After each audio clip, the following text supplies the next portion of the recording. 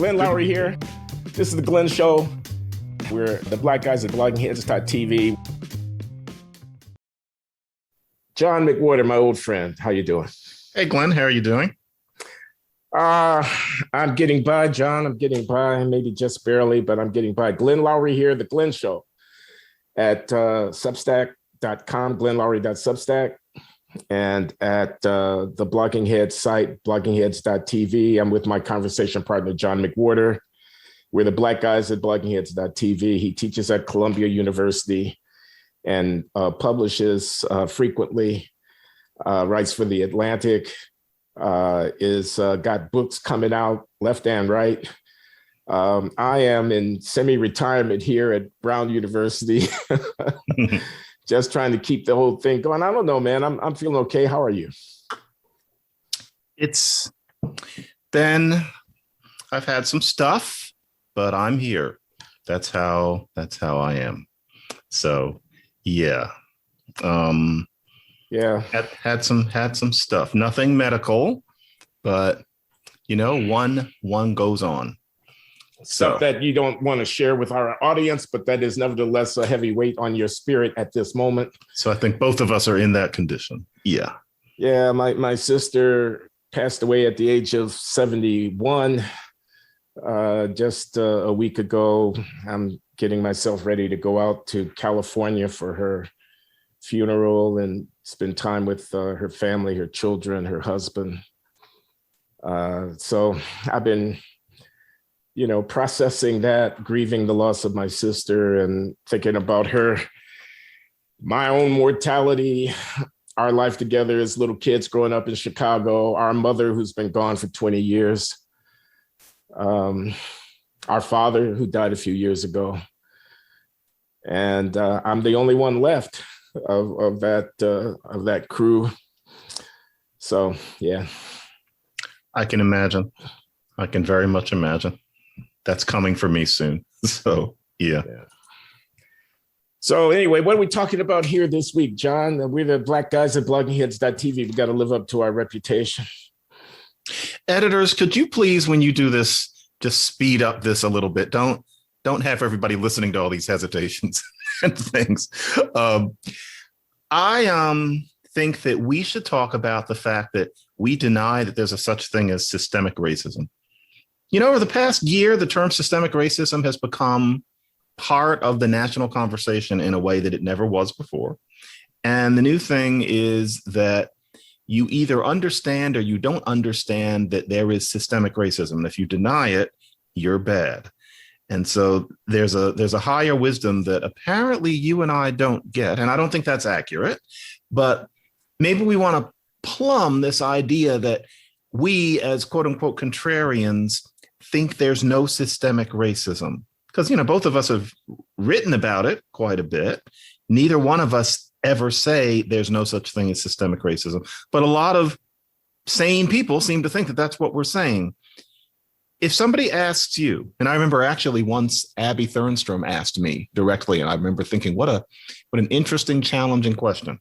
She said, John, do you think there's a such thing as systemic racism? And I answered, yes. What would you have answered? Well, what year did she ask you that? She asked me this in what would have been, it was 2007. Yeah. So my answer would be, yes, there is such a thing as systemic racism, or here I can give you an account of something that could plausibly be called systemic racism that I think is coherent and consistent with American history.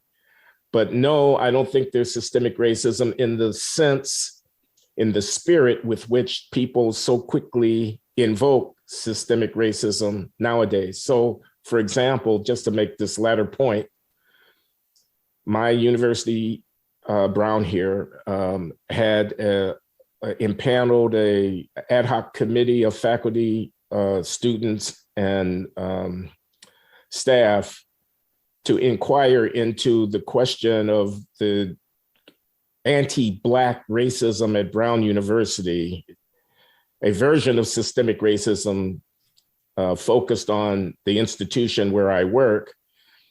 The panel produced a report, and the president has received the report and communicated to the community her intention. This is President Christina Paxson of Brown University, to act in an affirmative way on the recommendations of the report. Now, I don't want to go into all the details about the report. That's not my point. My point is the idea that Brown University is an institution that is besotted with institutional racism seems absurd to me. It seems absurd. Anti-Blackness at Brown makes no sense to me whatsoever. I don't exactly know what they're talking about. This is just me. I seem to be the only one of this disposition, or at least the only one who's willing to say so in public. And I don't believe in that kind of systemic racism. I don't believe that, for example, the mortality disparity associated with the COVID-19 pandemic that shows a higher mortality rate for people of color is an instance of anything that I'm prepared to call systemic racism. I don't believe that the disparity of mass incarceration, in which the incarceration rates of African Americans are higher, is ipso facto, just in virtue of the fact of the disparity, an indictment of the society for being systemically racist. I don't believe that the achievement gap in higher education or in K through 12 test score differences, or the underrepresentation of African Americans in certain venues, can be coherently accounted for, except as a tautology. You know, as Kendi would put it, systemic race, I mean, this is a paraphrase, not a quote, but it's racist because it's racist. I mean, except in that sense, I don't believe it's very useful to think about it in terms of systemic racism. So I would say the way that people are talking about it here this last couple of years, no, I think it's a bluff and a bludgeon is the way that I put it. A bluff in that people say systemic racism and they're daring you to give any alternative account of the phenomenon that is at question. In the incarceration case, they're daring you to say there are too many Black criminals, that's why there are too many Black prisoners. In the achievement gap case, they're daring you to either say something like Charles Murray might say, well, the tests are different because of, well, we think there's a heritability issue in their populations and whatnot, or they're daring you to say there's a cultural phenomenon going on within these racially distinct populations that bears on the reason why there's so many Asians seeking PhDs in the STEM fields and so few Blacks. They're daring you to say that. So systemic racism becomes a kind of rhetorical weapon to try to get the moral high ground in a debate about racial disparity. So I don't believe it in that sense.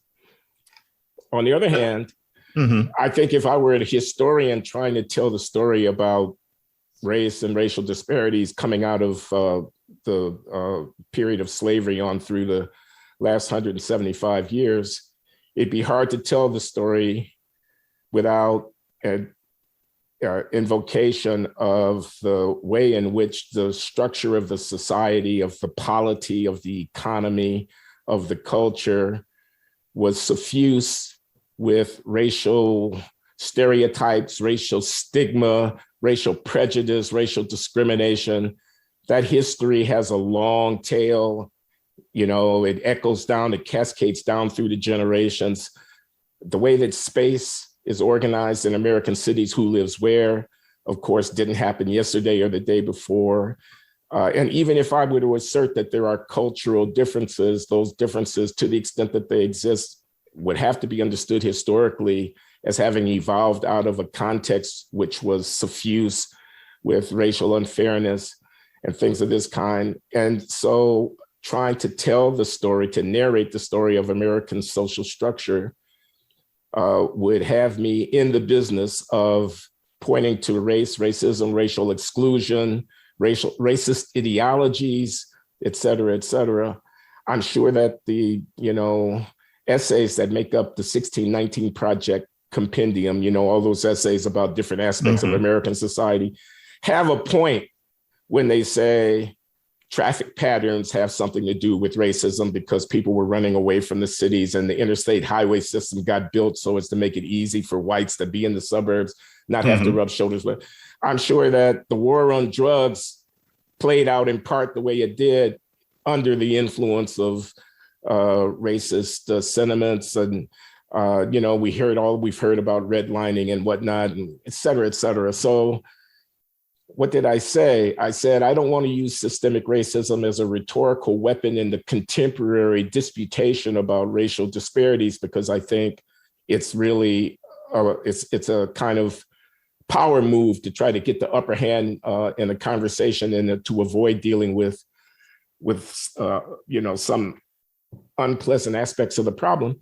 On the other hand, if I pick up a book like Khalil Muhammad's The Condemnation of Blackness, which is a history of how American elites, political and intellectual elites, dealt with crime in the last part of the 19th and the first part of the 20th century in American cities, which were receiving large numbers of migrants from Southern and Eastern Europe, but also were receiving quote unquote migrants from the South of the United States, moving off of the Black migrants, moving off of the land, off of agriculture and into the cities, first in the South and then in the Midwest and the East Coast. And, he just wants to point out that racial presumptions about the capacity of African Americans to effectively integrate ourselves into the burgeoning industrializing American economic system, having come out of less than 2 generations from slavery, caused these elites to see in a very different light the African American criminals and lawbreakers and whatnot than they saw the European immigrants. The European immigrants were the subjects of, settlement house outreach. They were criminal because they were poor. The Blacks were criminal because they were intrinsically criminal. This kind of idea. This is what Muhammad develops in this book. Very nice book, Harvard University Press, 2012, something like that. He's got a point. And we could produce other examples of this kind. So I don't know. Did I try to take both sides of that question? I think it's, when you unpack it all, a lot of it is that all of those things about the operations of racism in the past, and not always the deep past, are true. And you can document them. And if you look, you can find more and more evidence of those things. And they do need to be known. But beyond a certain point, the question is why. And so there were all of these things that happened before that lead to the way things are now, and that must be known. And what a lot of people are thinking is, and we talked about this before, it's the business of it's not our fault. It's not our fault. It's not because we're inferior. It's because the cards were stacked against us in the past. And I think for a lot of people, the reason that has to be understood is because they feel that if white people think that it was our fault, they're less likely to institute policies to change these things. And I guess an eternal disagreement that I'm going to have is, beyond a certain point, I don't care whether white people know that it wasn't our fault. I'm not sure how exquisitely educated a society we're expecting. And I think that a lot of people's desperation to have white people know it's not our fault is based on a kind of spiritual, racial insecurity. And I'm sorry for that. I'm glad that for some reason I seem to have been spared it, but it means that I can see from the outside that this business of saying it's not our fault, it goes from history lesson to obsession. But it's a matter of degree, because maybe white people understanding this and reading certain books will put a wind under the sails of progressive legislation. But what really worries me is just the awkwardness of the term.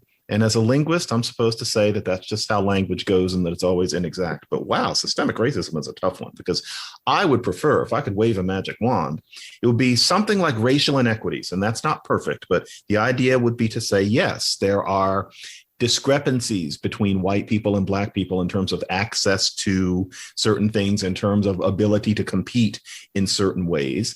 Those things are there. And usually the reasons for that are traceable in kind of Rube Goldberg mousetrap fashion to some kind of racism in the past. But when you call it systemic racism, it leads to a mental habit of thinking that what needs to be combated is racism of some kind. And I think anybody who thinks about it knows that it's not necessarily about making people have less racist sentiments. That's the Robin DiAngelo idea. I think people are thinking, though, that still the reasons that these things happened is because people don't think enough of Black people. And that needs to be changed in terms of, one, psychology, and two, policy in some way. And the problem is that very often with social history, the way out is not the reverse of the way in. And so, for example, standardized tests, Black kids tend not to be as good at them.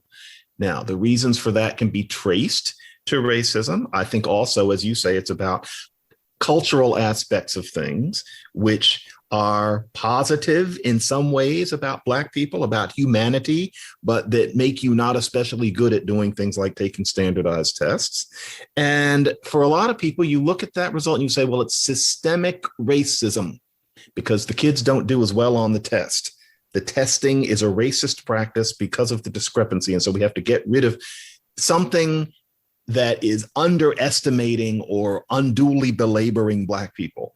So that leads to the solution of yank the test.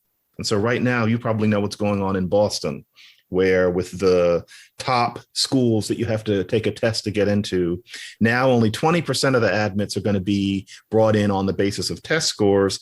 80%, it's now just about zip codes, and it's transparently a way of lessening the number of Asians and increasing the number of Black kids who get into the school. The idea being get rid of the test because it's racist. But the argument that racism is the reason that kids here in the present tense don't do well on the test doesn't hold up to scrutiny, including the idea that other kids sail on these tests because of test prep and that test prep is not available to Black kids. That's not true in any city that I'm aware of.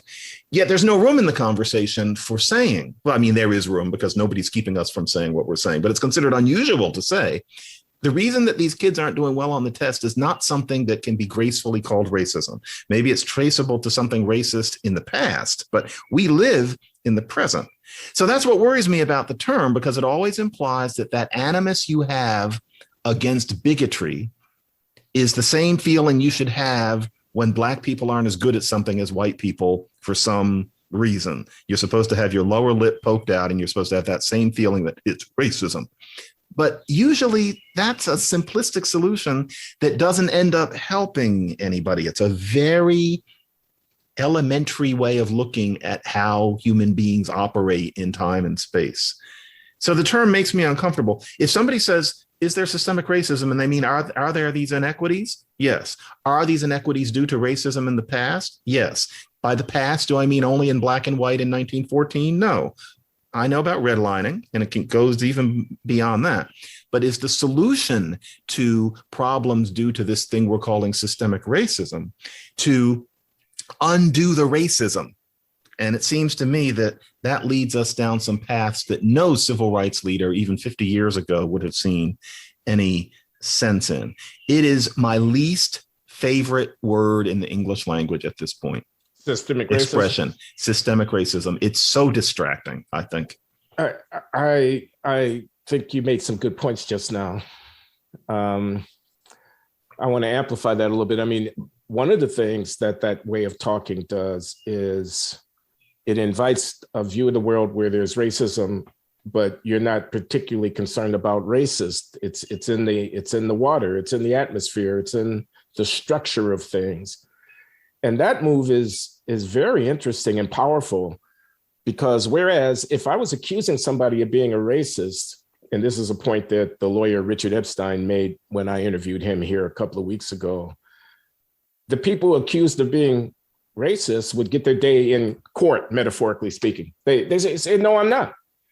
So Brown University, it's a racist institution. It has anti-Black problems that have to be solved by an edict and a program and a presidential intervention and a faculty committee, but no particular faculty member is in the dock being accused of being a racist.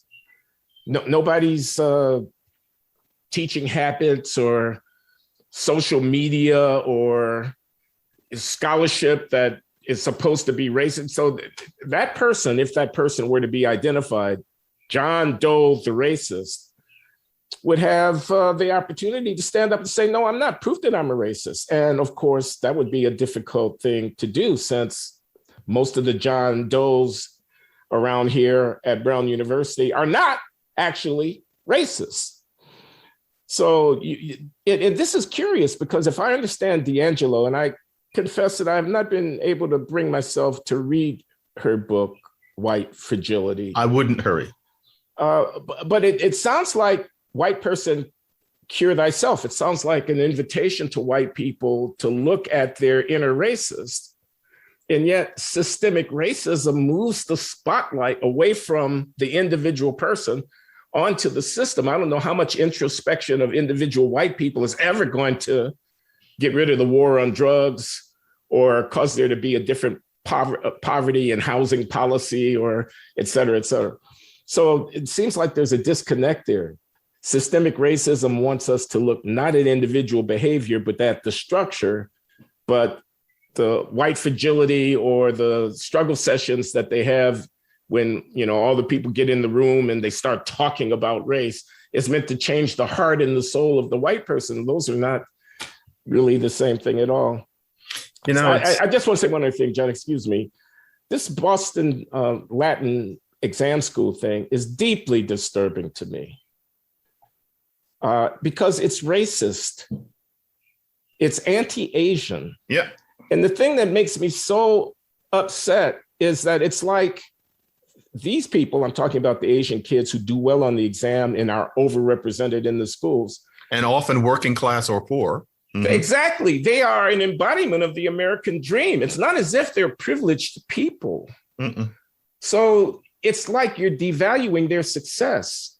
It's like you're saying that their success is coming at the expense of somebody.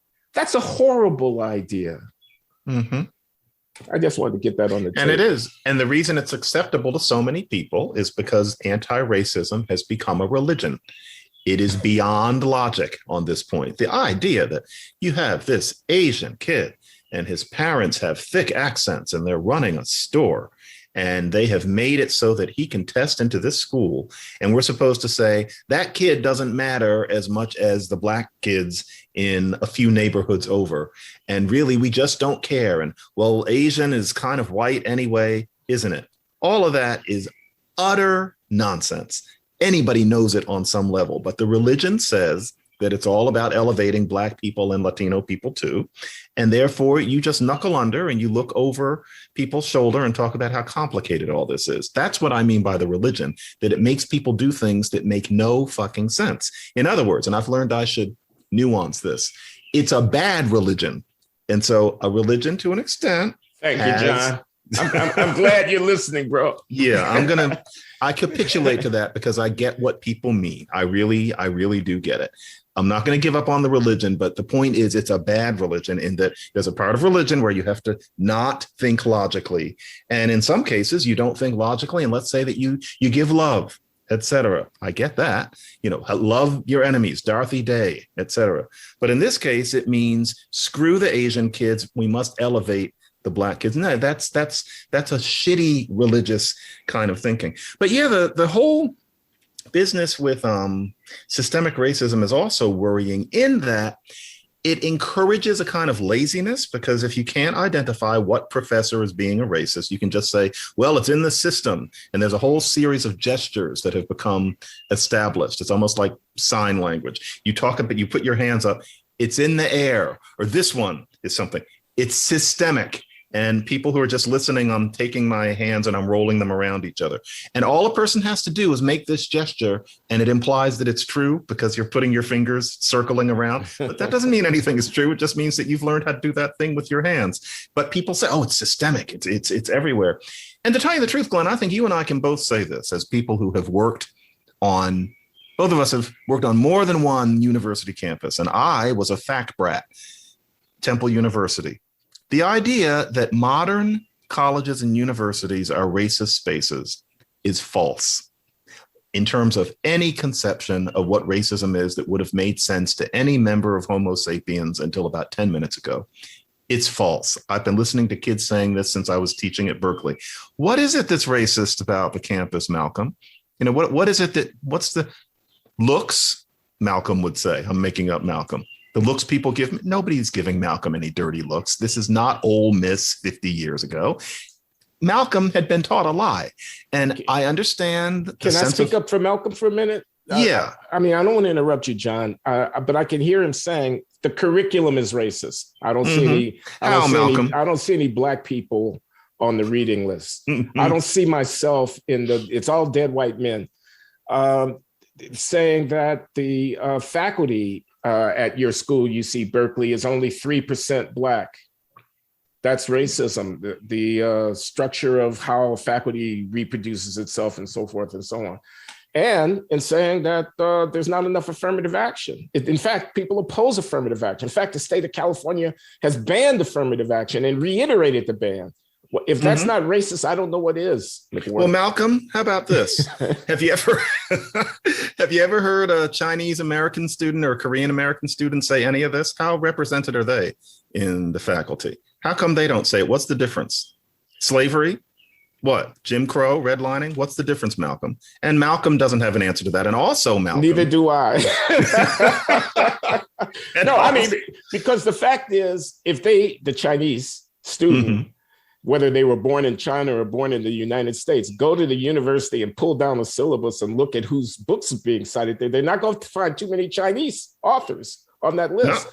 Why do they not run screaming from the room that they don't see themselves on the reading list? Why do they instead assiduously apply themselves to mastering the canon of the disciplines that they're in? And by extension, how come there's so many of them in the symphonic orchestras playing the fiddle and blowing those Western tubas and whatnot? What's up with that? What's up with that?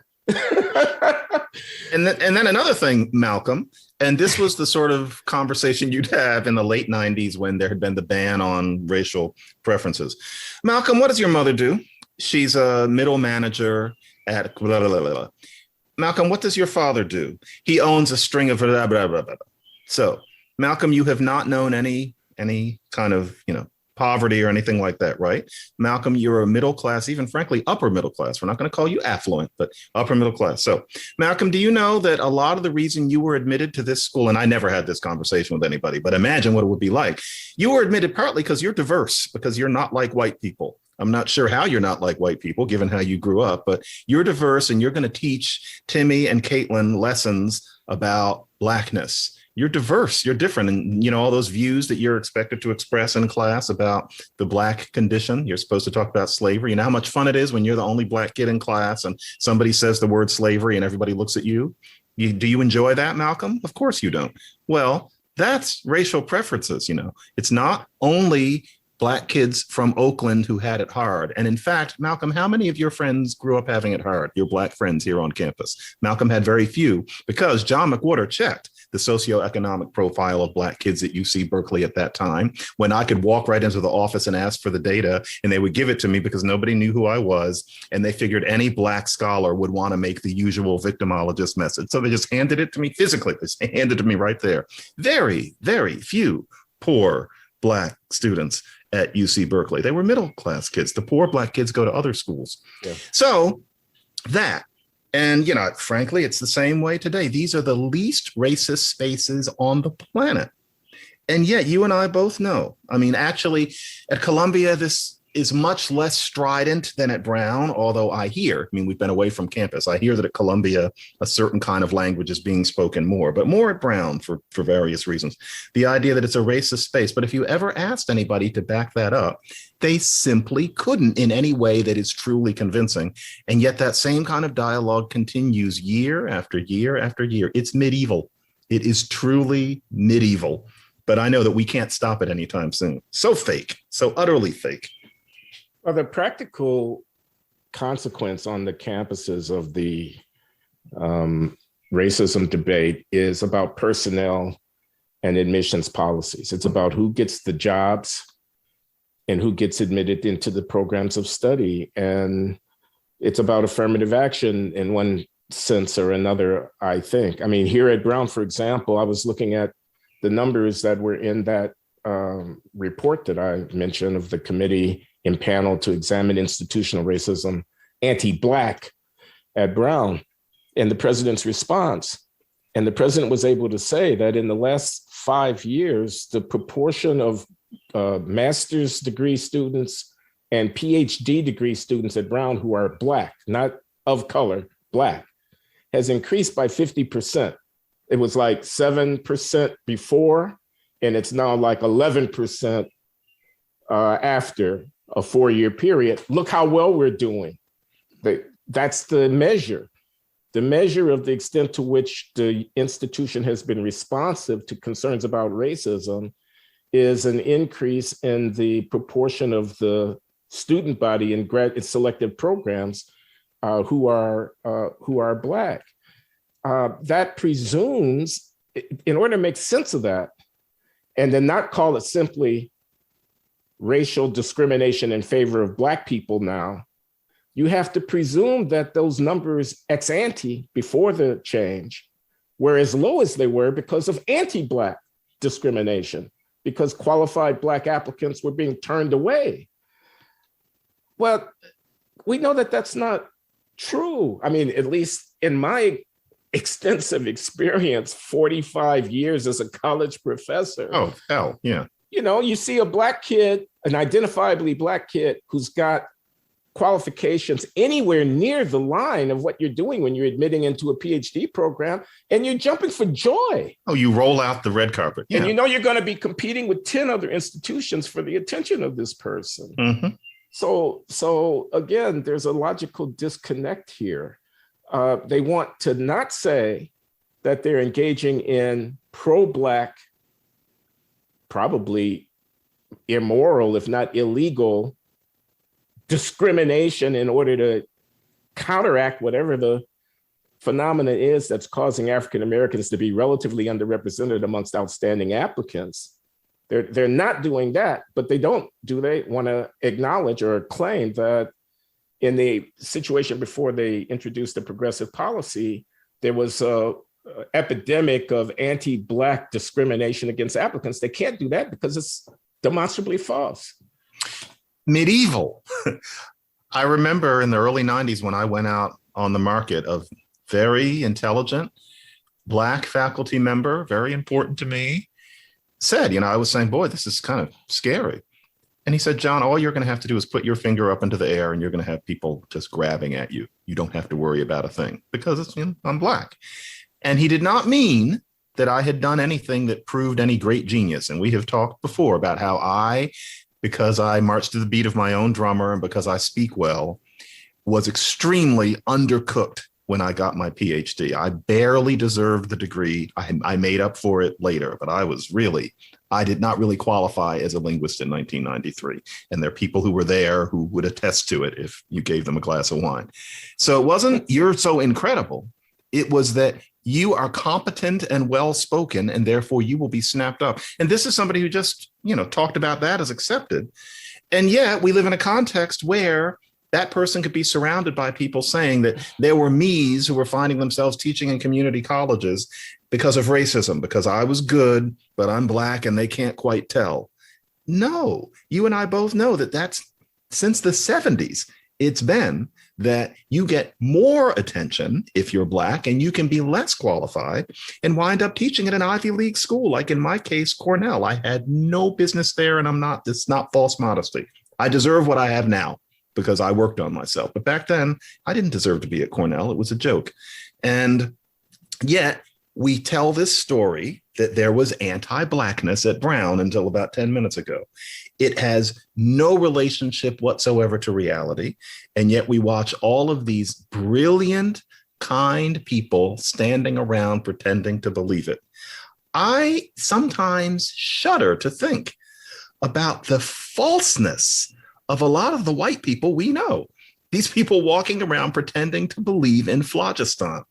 It's truly, truly stunning to me, the falsity that we walk around dealing with. And I know they can't do any better. I would be pretending if I were white. I get it. But wow, it's repulsive, isn't it? Oh, well, I'm going to go back to, what did we call him? the kid that you were rebutting. This is little Malcolm. Malcolm. So here, Malcolm at Brown is fixated on the fact that the Brown family, who were merchant bankers and textile industrialists and traders, also had their finger in the slave trade. And some of the fortune that came to endow this university was built off of the, blood, sweat, and tears and extorted labor of African people. And the institution needs to own up to that. Now, the institution has, in some sense, owned up to that by when Ruth Simmons, the former president, was here, start launching a whole sort of in the self-examination right? process. There was a slavery and justice initiative undertaken at Brown, acknowledging our history as a philanthropy that emerged out of a fortune that was built in part on the commerce in slaves.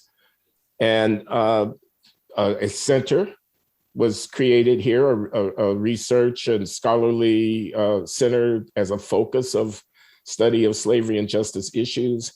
The university's obligation, because of that history, extends to outreach to the local communities of color who were here in Providence, and engagement with the school system, an effort to employ more local people of color on the staff of the university, and even to seeking to admit some local students who matriculate at public schools here in Providence into Brown University who might not otherwise have a fast track. It's reflected in statuary, monuments, around the campus, acknowledging the university's history and slavery. The narrative of the university changed in part by a recognition of its history. This is regarded as addressing a question of anti-Black racism at Brown. So that's one thing.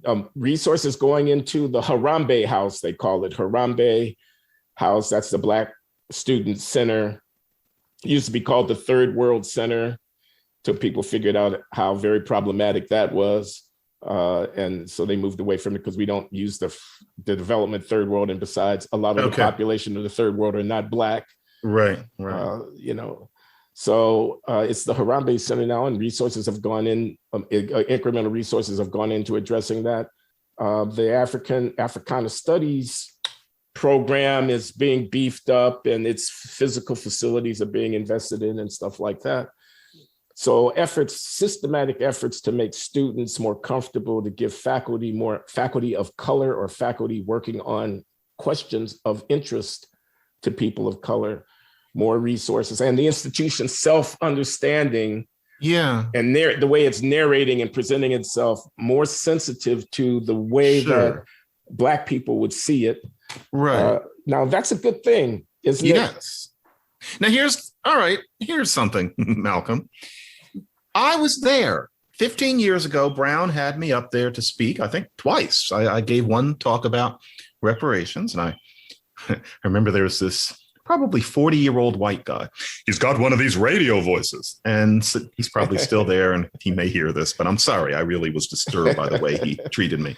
And after I finished talking, he's got his hand right up, and he wants to lecture me about the presence of racism and how it's systemic. Followed me physically, practically to my hotel room, got my number, wanted to call and talk to me about it. In other words, he's the woke, we weren't calling them that at the time, but he's the woke white guy who thinks it's his duty. He had something to do with radio. He did, local station or something, inform the world that, racism is systemic and that it needs to be addressed. And here's the thing. I remember there were Black people at Brown then, including undergraduates, who were very, very angry about how racist the campus was. And I frankly assert that it was not anything any rational, don't say rational. It was not anything any unco-opted person would have called racist in 2006 either. But Malcolm is mad then. Why is it that Malcolm today's Malcolm, is just as mad as Malcolm was in 2006? All the things you've talked about are great. I would not stand in the way of any of those things. There was all this, inward looking, take down the statues, call it the Harambe House, talk about reparations, talk about whatever the Browns did. Okay, all that was done.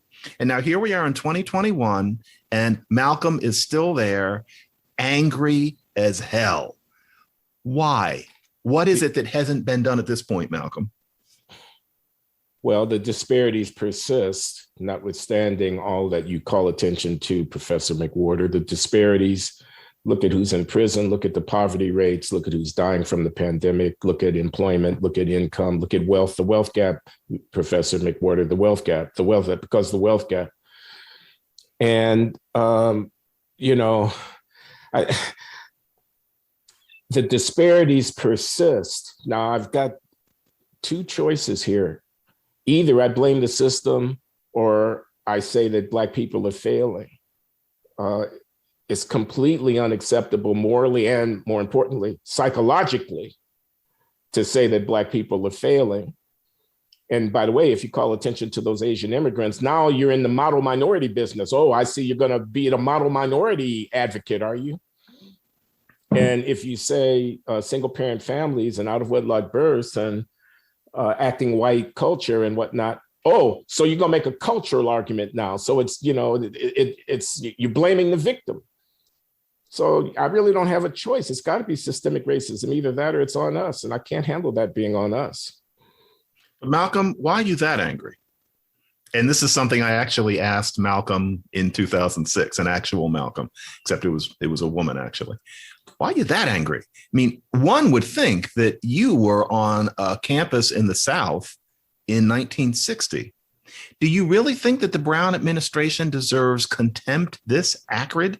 Is it really a racist space in the sense that your parents or your grandparents would have recognized racism to be? What makes you this angry? And Malcolm, today, in particular, think about what Brown is. Okay, yes, there are disparities, and you can see some of them reflected in some things that happen at Brown. Why are you spitting mad? Aren't there things happening in your real life that genuinely make you angry?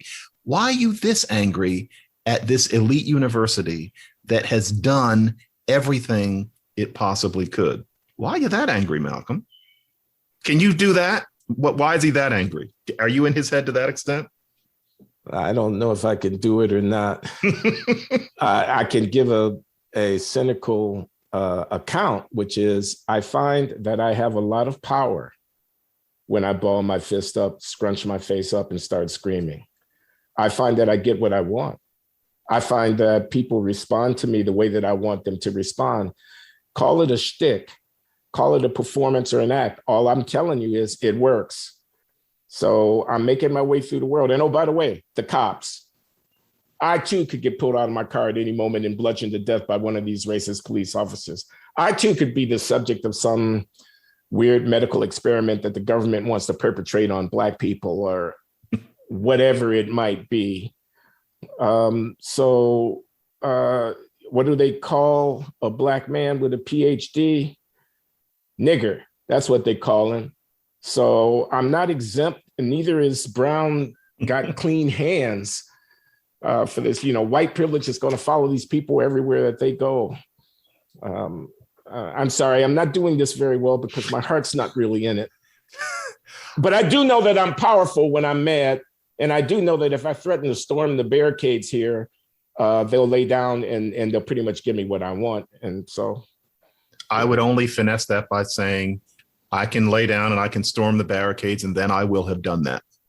And it feels good. I don't know if it's even about results at this point, especially since I think a lot of these people barely know what they really want. And if they got it, they wouldn't be satisfied. Hire more this, have a Harambe that. They're never satisfied. And I think it's because this is about gesture rather than activism. But yeah, it's hard. It's hard. You have to have a dialogue about something that isn't real all the time. I remember, and you try, because everybody is trying their best. Everybody is one person within a system, and all of us get polluted by self-serving ideologies. I don't think of myself as immune.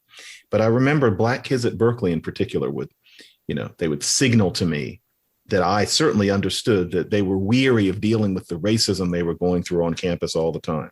I remember one one girl who was just saying, I'm tired. I'm tired. And frankly, she was using it as an excuse for just underperformance for other reasons. But I was supposed to understand that she's just walking around dealing with the racism all over this campus. And it's interesting. I once happened to be thumbing through something and I found she was a senior. I found that when she was a freshman, she had participated in some sort of group, some sort of forum that was supposed to foster interracial understanding on campus. And there was a photo of Black her and some other Black kids, and then some white kids clearly assembled on some bleachers looking like they're having a conversation. But I remember thinking, so Berkeley is trying, 3 years ago. I don't know if this group still exists, but look at the effect that it had. These students are having this communication, and I imagine everybody would talk about, oh, that was a great discussion. But here, 3 years later, she's pretending that the reason that she can't do her best is because of subtle aspects of racism that are bedeviling her at Berkeley at this point, and that she just can't do her job. And I'm not going to call her on it individually. She can't help it. I can imagine being her. But no, I learned very early in the 90s that you have to learn this other language, that you have to pretend. And it bothered me. And after a while, I wrote Losing the Race. But yeah, it was hard. So here's a thought. I'm still searching around for an answer to your question, of where this is coming from. And Trump, the Trump phenomenon.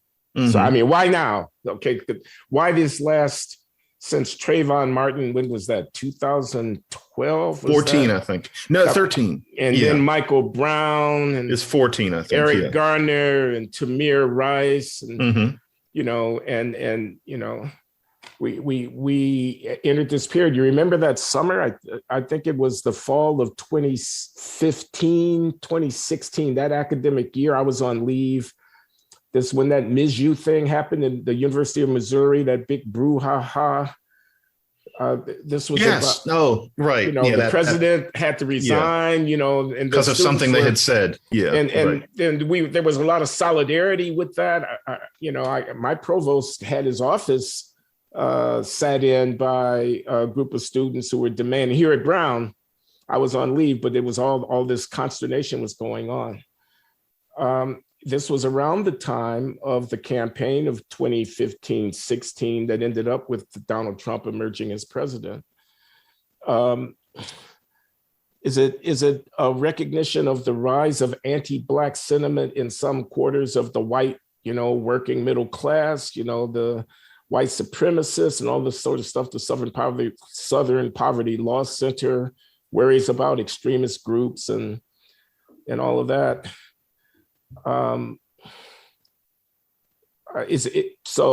Might this be to some degree a defensive reaction against an upsurge in anti-Black sentiment that can be identified in some quarters? And might these things not feed on each other? That is, some of the white resistance to the aggressive assertions of people of color for this or that prerogative. If you were a Trump supporter on any of these campuses, I mean, wasn't there an incident was it Emory? I think it was Emory. Somebody writes something on the ground. Yeah, right? and the students of color were just so beside themselves because they felt assaulted by the expression of this political sentiment. Right. These things can feed back and forth on each other. I think of the Charlottesville fiasco with the right-wing groups, and then the violence and the reaction of the president and the reaction to the reaction of the president and so forth and so on. I think of Colin Kaepernick and the whole consternation about that. And again, the president, Trump, former president, feeding into that. I was confronted with someone just recently who said American democracy is in its final days and I said, well, come on, that doesn't make any sense. What do you mean? And he said, because there are so many people who want Trump to be back in politics again. And it's a fundamentally racist set of dynamics that are at work here. I'm rambling a bit, John, but I'm thinking maybe there's a defensive dimension to the upsurge of anti-racist wokeness.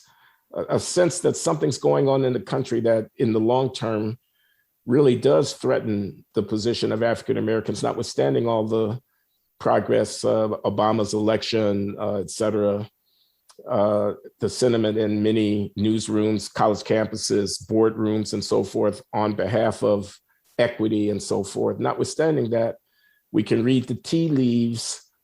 We know that there is a lot of underground anti-Black sentiment out there. There's a lot of resentment of affirmative action. There's a lot of resentment of crime. When people do rise up, radical Black spokesmen and women to resist this tendency, they are met with implacable opposition in many venues. So I think you have to choose sides. In closing, Yeah. I think that everything that you say is true. There's a part of me, because linguistics is kind of a problem set, abstract way of looking at things. You solve problems. My vision of this in some ways is more faceless than yours and maybe a little bit less feeling, but it all begins with the fact that if it weren't for Twitter and Facebook, nobody would have heard about Trayvon Martin beyond Florida. That would have been a story that ran for a week or two. And I think that in many ways, it's good that America hears more about things like that, because there is a cop problem. And we've talked about whether or not it's racial, but there's a cop problem. But with Trayvon Martin, if that hadn't been amplifiable by the social media that had settled in by the early teens, that would have been a local story. Nobody would have known. And it went from there to all sorts of things escalating. That helped create the Ta-Nehisi Coates phenomenon, and then his ideas becoming very much part of the modern conversation. It got more attention to cases like Eric Garner, et cetera. So to me, it all starts with, frankly, Twitter. And then it's magnified by the fact that starting last summer, everything was happening on Zoom, and there was a scrim curtain between people. And I think it brought out the prosecutorial and the pitchfork in an awful lot of people who otherwise would have been more moderate in their views. I swear that I'm overstating it, but I think that the chat function in Zoom has gotten a lot of people fired and created a whole different substrate to the way we talk about things, because you can whip up these conversations on the side in Zoom in a way that you can't if a bunch of people are sitting in a room. One or two people can text each other, but the chat function creates this whole sub conversation that can just escalate and escalate. And as I've said here before, I think we tend to forget that everything last year happened on Zoom. It wasn't people sitting in rooms and raising their hand. And so I think it's those things. And so we're talking partly about technology. First, it's Twitter. Then it's a whole year and a half when everything happens through Zoom. And I'm very interested to see what it's going to be like when things go back to normal in 2022. But normal will always be Twitter. We're stuck with that. But I'd like to see what happens when we get off the Zoom. Well, we will see. How about if you and I don't talk about systemic racism for a while? How about if we put it to rest? We need to find something else to talk. And how about if we find something that we disagree about, John? Yeah, let's fight about something next time. Yeah, we're going to have to work on that. I invite listeners, if they care to comment on this post, to make some suggestions about what you'd like to hear John and I talk about that is not about systemic racism, and that where you think John and I might actually have an interesting and productive exchange of views, not be an echo chamber or circle jerk is the unkind way of putting it. We're not that. We're not that. Now, this past year and change has brought out a lot of agreement in us, but yeah, it'd be fun to go back to the disagreement as well. Yeah. All right. Well, thanks for, I wasn't in the best of moods today, John. I don't know why. Maybe my sister's demise is weighing on me in ways that I'm not fully conscious of. But I'm glad you put up with my somewhat subdued appearance here at the Glenn Show. Appreciate it. It was fine. I'm feeling the same way, and I'm feeling a little bit lighter on my feet now. And so, yeah. All right, my friend, have a good day. And we're going to call it quits. Have a good one, Glenn.